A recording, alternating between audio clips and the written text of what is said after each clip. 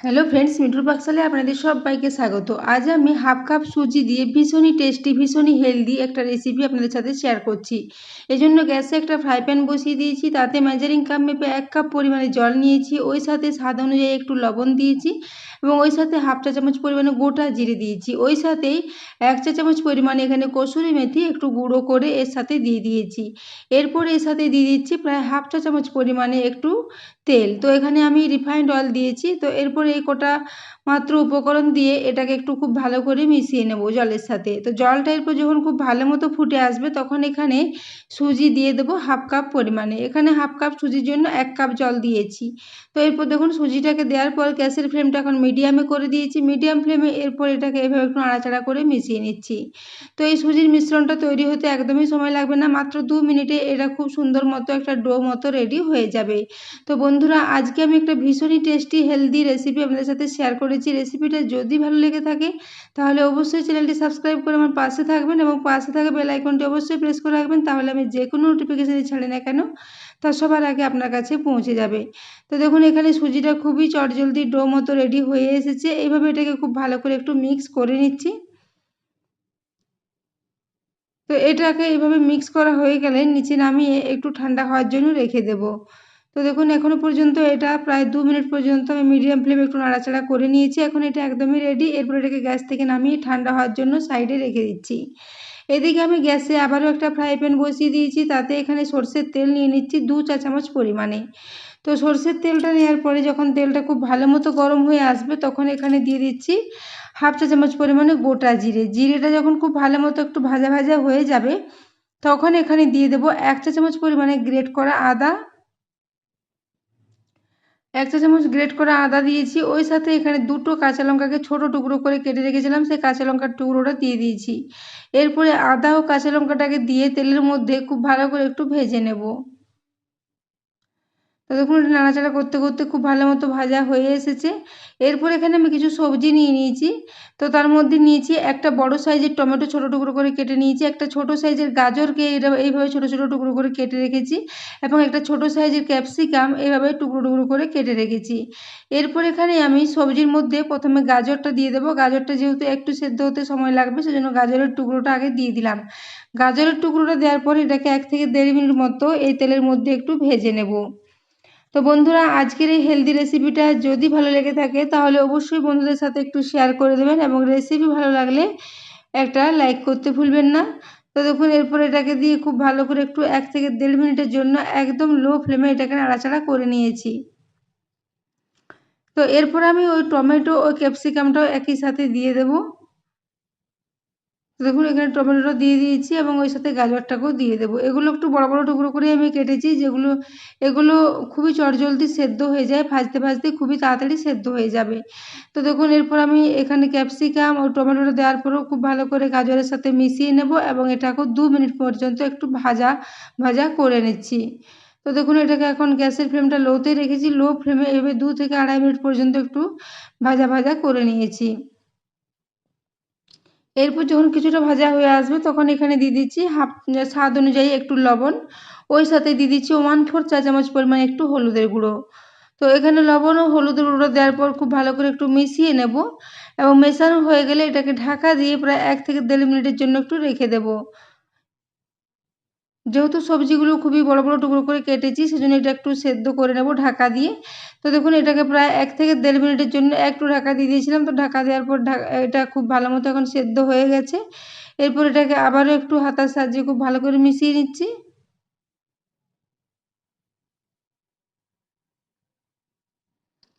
তো দেখুন এরপর এটা খুব ভালো করে এভাবে মিক্স করে নিয়েছি। এইভাবে এটা মেশানো হয়ে গেলে এখানে দিয়ে দিচ্ছি হাফ চা চামচ পরিমাণে এখানে ধনে গুঁড়ো দিয়ে দিচ্ছি। ওই সাথে দিয়ে দেবো 1/4 চা চামচ পরিমাণে একটু গরম মশলার গুঁড়ো।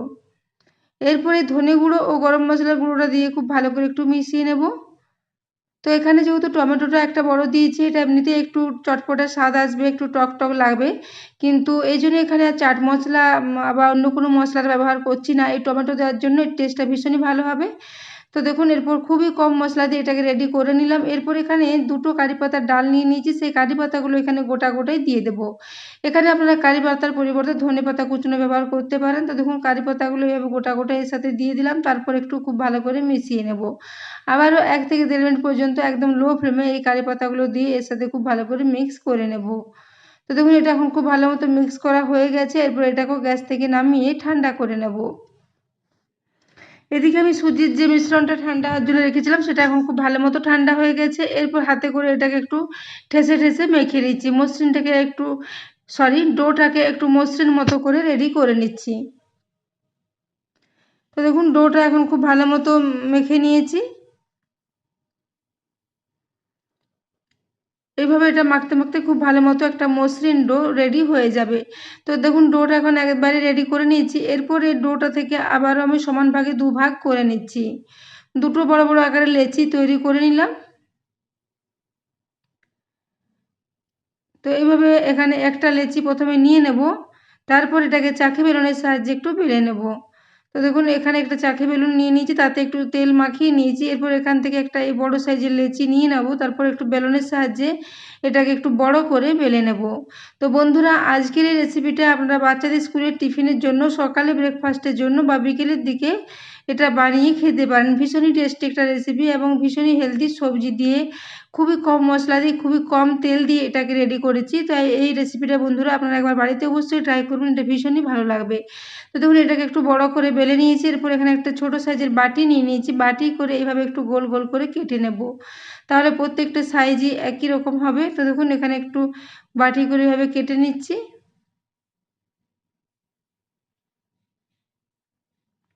তো দেখুন এখানে বাটি করে দুটো কেটে নিয়েছি। এইভাবে এগুলোকে প্লেটে তুলে নিচ্ছি এবং যেটা বাকি যে মিশ্রণটা আছে এটাকে আমি আবারও একটা ডো মতো করে বেলে নেব।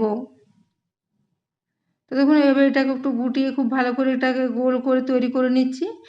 এরপর আমাদের আবারও একটা যে ডো করা আছে সেটা থেকেও আমি এভাবে মেলে নেব। তো এইভাবে আমি একটু এগুলোর থেকে গোল গোল করে কয়েকটা রেডি আগে করে নিচ্ছি। তো দেখুন এভাবে এটাকে বেলে নিয়েছি একটু বড় করে, তারপর আবারও বাটির সাহায্যে দুটো করে এভাবে রেডি করে নেব। তো একেবারে আমার এখানে দুটো দুটো করে রেডি হয়ে যাবে। তো দেখুন আবারও দুটো এখানে কেটে নিয়েছি এবং বাকিটা আমি আবারও এটা থেকে রেডি করে নেব। তো আমি এখানে যে পরিমাণ সুজি নিয়েছিলাম, এখানে হাফ কাপ পরিমাণে সুজি নিয়েছিলাম, তা থেকে আমার এখানে মোট 5টা মতো নাস্তা রেডি হয়েছিল। তো দেখুন সবগুলো এখানে রেডি করে নিয়েছি গোল গোল করে কেটে। তো এগুলোকে আমি আবারও ডবল ডবল করে রেডি করে নেব, মাঝখানে একটু পুরটা দিয়ে। তো দেখুন এরপর এখানে একটা নিয়ে নিয়েছি। এরপর ওই যে পুরটা রেডি করে রেখেছিলাম সেটা এখন খুব ভালো মতো ঠান্ডা হয়ে গেছে এবং টমেটো ও গাজর দেওয়ার জন্য এর কালারটাও খুবই সুন্দর এসেছে। তো দেখুন এরপর এখান থেকে কিছুটা করে মিশ্রণ নেব, 2 চামচ পরিমাণে মিশ্রণ নিয়ে মধ্যিখানে একটু করে দিয়ে দেবো।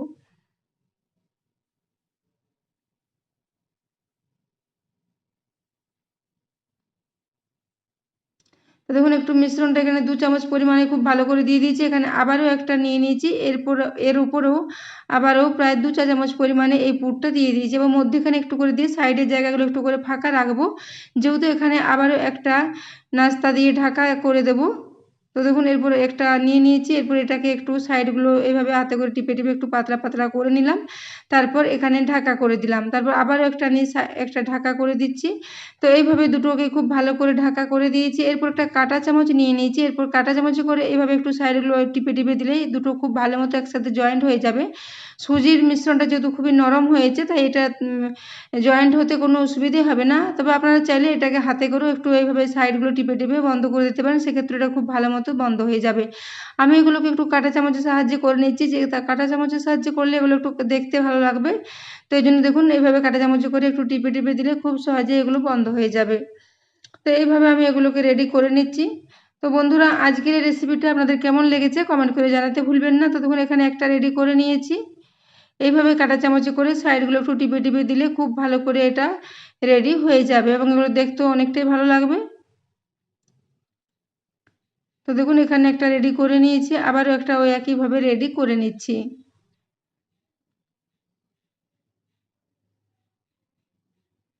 তো দেখুন কাঁটা চামচের সাহায্যে এইভাবে একটু করে এইভাবে করে নিলেই খুব ভালো মতো এগুলো রেডি হয়ে যাবে। তো এখানে দুটো রেডি করে নিয়েছি, বাকিগুলো আমি ওই একইভাবে রেডি করে নেব।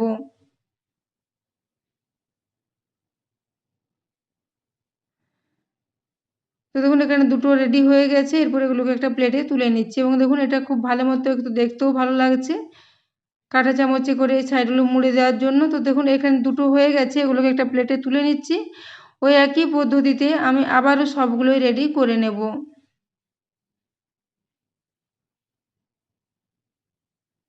তো দেখুন এখানে সবগুলোই খুব ভালো মতো করে রেডি করে নিয়েছি। এরপর এগুলোকে একটু খুবই কম তেল দিয়ে একটু নাড়াচাড়া করে ভেজে নেব। খুব বেশি তেল দিইনি, প্রায় 2 চা চামচ পরিমাণে একটু তেল দিয়েছি।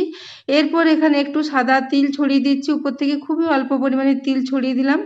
তারপর এখানে ওই যে নাস্তাগুলো রেডি করে রেখেছিলাম সেগুলো এখানে দিয়ে দিচ্ছি। তো গ্যাসের ফ্লেমটা মিডিয়ামে রেখেছি, এখানে 3টে করে দিয়ে দেওয়া যাবে। তো এরপরে একদিকটা প্রায় 1 থেকে 1.5 মিনিটের জন্য একটু ভেজে নিয়ে উল্টে দিচ্ছি। এইভাবে উল্টে দিয়ে অপর দিকটাও প্রায় 1 থেকে 1.5 মিনিটের জন্য একটু ভেজে নেব। খুব বেশি একদম লাল লাল করে ভাজার প্রয়োজন নেই। এইভাবে একটু দুদিকটা উল্টে পাল্টে হালকা করে ভেজে নিচ্ছি। তারপর এগুলোকে একটা প্লেটে নিয়ে সার্ভ করে দেবো। তো বন্ধুরা আপনারা এগুলো যে কোনো চাটনির সাথে সার্ভ করতে পারেন, খেতে দুর্দান্ত লাগে এবং বাচ্চাদের স্কুলের টিফিনের জন্য আপনারা এগুলো বানিয়ে দিতে পারেন, ভীষণই ভালো লাগবে খেতে।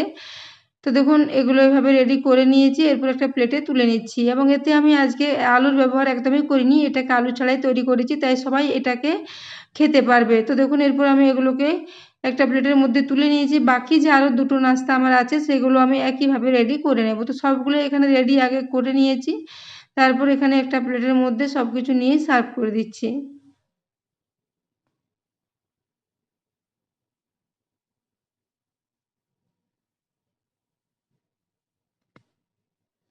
তো দেখুন এরপর আমি একটা আপনাদের দেখিয়ে দিচ্ছি কতটা নরম এবং কতটা পুরে ভর্তি একদম।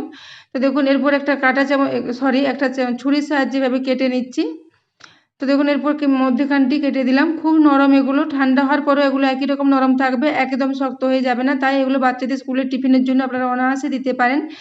তো দেখুন এরপর এখানে একটা কেটে আপনাদের দেখিয়ে দিলাম, আবারও একটা আমি হাতে করে কেটে দেখিয়ে দিচ্ছি। তো দেখুন খুব সহজে এগুলো কাটা যাবে, একদমই শক্ত হয়ে যাবে না, খুবই নরম, খুবই টেস্টি একটা রেসিপি। তো বন্ধুরা আজকের রেসিপিটা আপনার বাড়িতে অবশ্যই একবার ট্রাই করবেন এবং কমেন্ট করে জানাতে ভুলবেন না আপনাদের কেমন লেগেছে।